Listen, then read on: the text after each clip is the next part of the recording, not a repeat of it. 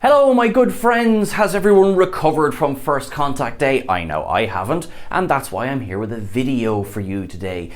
We're going to skip over Picard, Discovery and Prodigy, although those are pretty cool. No, today we're here to talk about Lower Decks, because remember, Season 1 of Star Trek Lower Decks was the best thing since sliced bread.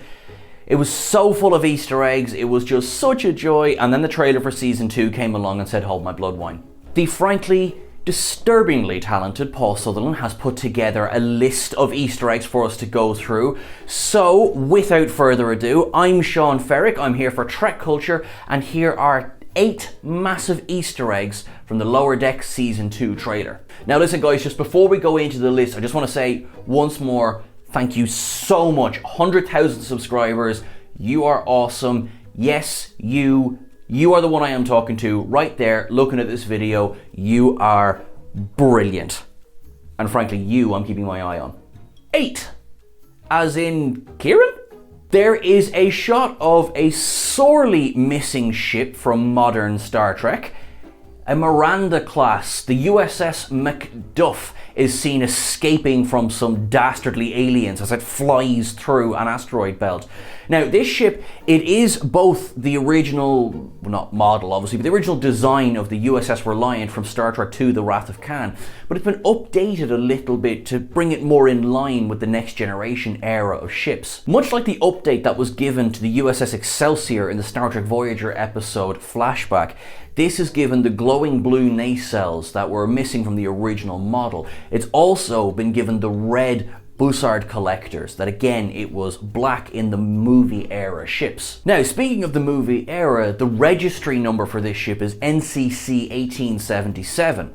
Now, that suggests it's a pretty old ship, because if you remember, the USS Reliant was NCC 1864, and that was in service around the 2280s.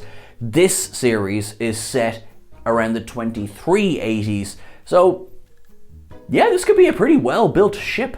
Now, it could be some sort of fake, implanted ship, much like its namesake, Commander Kieran McDuff, the most unsung first officer of the USS Enterprise, NCC 1701D. Yeah, alright, maybe he was an alien plant, but yeah, McDuff is a cool name. 7. Mugatu, or Mugatu. One of the most iconic looks of aliens in Star Trek is, of course, the white gorilla with that big old horn on its head, the Mugatu, which appeared in the original series episode A Private Little War. Now, while that episode had quite a lot going on in terms of definitely a reference to Vietnam, the Mugatu has actually had a bit of a shout out in Season 1 of Lower Decks as well. Commander Ransom said that he had a tussle with those horned white gorillas way back in Temporal Edict. The Mugatu is something that has entered the zeitgeist, if you like, with, of course, the character Mugatu in the Zoolander films being, more than obvious nod to the name of the creature. Now, anyone who's ever done any research on Ben Stiller will know that this man rivals Trek culture for just how into Star Trek he is. All right, maybe he got to present some stuff at the 30th anniversary, and we're not sore about that at all. 6. Denobilans in danger. Now, in this same shot, hiding from the Mugatu, is 2 Denobilans who are making their triumphant return to Star Trek ever since Dr. Phlox's last episode on Star Trek Enterprise. Now, the Denobilans haven't actually been seen, obviously, in Next Gen DS9 Voyager, because frankly the species hadn't been invented yet. But they also haven't appeared in any of the seasons since. Having said that, even with the 2 Denobulans who appear here, there does seem to be a Denobulan who's going to be playing arguably a big role in Season 4 of Discovery. Now, the Denobulans themselves have had a kind of a shout out by Mariner in Season 1 with a Denobulan flesh-eating virus. Maybe that was not the most positive representation of Denobulans in Star Trek, but I mean, hiding from a Mugatu means they're definitely smart. 5. The ultimate martial art. Bro, do you even Anbo Jitsu? Yeah, okay, so it's not the most exciting martial art. It does look pretty cool. If you cast your mind back to Star Trek The Next Generation's second season episode, The Icarus Factor, Riker and his dad face off in the ring. They spar with this game of Anbujitsu, the most ultimate martial art ever. Now listen, MMA it is not, but you have to fight your opponent blind. Why that makes it the most ultimate martial art ever, I am not one to say, but I do like the pads, they look pretty cool. These pads make an appearance here again as Mariner is decked out in her full Anbujitsu uniform ready to go. Anyone who's seen the way Mariner plays on the holodeck knows that, yeah, I'm not getting in a ring with her. No, I like my nose the shape it is, thanks very much. 4. These guys again. As you'll recall from the end of season 1 of Star Trek Lower Decks, the Pacleds decided that they would start ripping the Cerritos to bits. And, you know, generally proved themselves a bit of a nuisance. They of course first appeared in TNG's second season episode, The Samaritan Snare. They're not the smartest of the villains who have ever faced off against the Federation, but they seem to be annoyingly successful. And in fact, if you can check out the interview that Ketwalski did with Mike McMahon, the Pacleds were not done yet. The Titan may not have been as successful at driving off the Pacleds as we initially believed.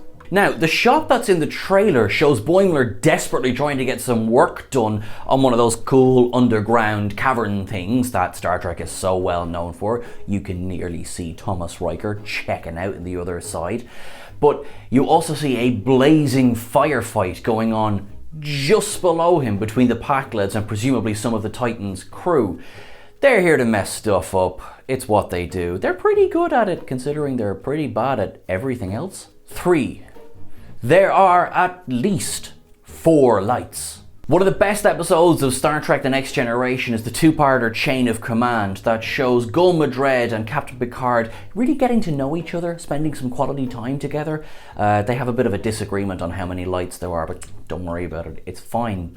No, Chain of Command is one of the most intense storylines to ever feature the Cardassians and Captain Picard.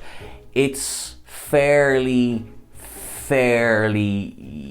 disturbing. So when we see Mariner bouncing through Gul Madred's torture chamber wearing full gym gear and playing about with some Cardassians, it's a bit of a jarring image, really. It's not, of course, to suggest that Mariner would never take that kind of torture seriously, even though it's absolutely to suggest that Mariner would never take that kind of torture seriously, but it's such an incredibly well done recreation of that room. You've got the 4, 5, you've got the lights behind the desk, which is of course where Gul Madred was sat and having his fun and his Haspar eggs.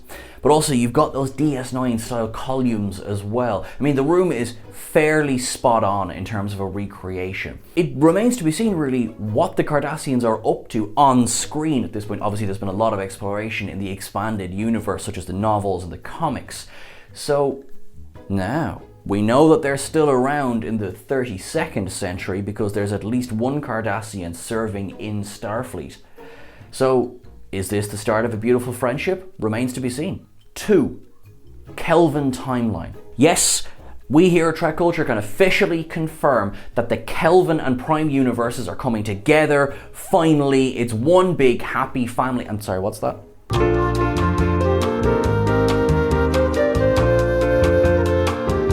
Okay, not that, Kelvin. Right, alright. So, no, this is not J.J. Abrams' take on the Star Trek universe with the big Romulan mining ships and the black holes and Spock going whoosh.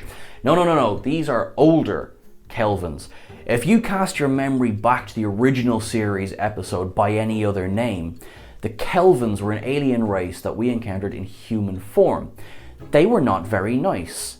They crushed Lieutenant Thompson. They turned her into a little ball of dust and they went smoosh, and that makes me sad, and I'm not okay with this. Knowing that they are then back in their original form. Now, they were described in that episode as a many-tentacled alien, immensely strong and immensely difficult to kill, unless of course you're Scotty and you could just get one drunk. But you get that here in this trailer. I think it looks a bit like a Hydra with many heads of snakes. And also they're from a faraway galaxy, so it'll be interesting to see how they are worked into the story. Are they a holographic representation, or do we now have a new intergalactic multi-highway, maybe don't tell Voyager. That might upset them a little bit. Number 1, much ado about Riker. Tendy comments as all the fun stuff is happening on the Cerritos that, poor old Boimler's missing everything, but it's okay because he's probably having the time of his life on the Titan. And of course, cue a cut to a screaming Boimler. The Titan is doing what the Titan does. Basically, Riker's having a bit of fun behind him because he's giving every single order to a jazz beat. Boimler is freaking out. This version of Riker is almost a creation of Mike McMahon. Sure, he is Riker that we've seen in the previous iterations of Star Trek, but he's much more zany. He's a bit more, free with the comedy, which suits the tone of the show, but also kind of suits Riker a little bit. I mean, he was enjoying himself on the Enterprise D. He was kind of the guy that you go to for all that, sexy advice. Look, we're not king shaming here. It's cool. It's cool. What we do see is that Boimler might not be having the fun that he thought he was going to have on the Titan. Is anybody shocked by this? No, not really. Is everyone enjoying this? Absolutely here for it. Cannot wait for season 2 to drop to see where exactly in the season this comes, because from some of the things that Mike McMahon has said, it suggests that potentially Boimler will be making his way back to the Cerritos, and I'm gonna miss the Titan, but I need the crew to be back together. That is everything for the list today. Once again, Paul, thank you so much for your frankly disturbingly accurate eye for these Easter eggs. If you think that we missed any, please let us know in the comments below, and don't forget to like, share and subscribe. Guys, once again, thank you so much. 100,000 subscribers. Every one of you is getting a kiss directly into your DMs from me. Okay? You look out for that. That's on the way. In the meantime, guys, remember that you can catch us over on Twitter at Trek Culture. You can catch myself at Sean Ferrick as well. Now, whatever you do until the next video drops, make sure you do it well, make sure you stay safe, and as always, make sure you live long and prosper. Thanks, guys.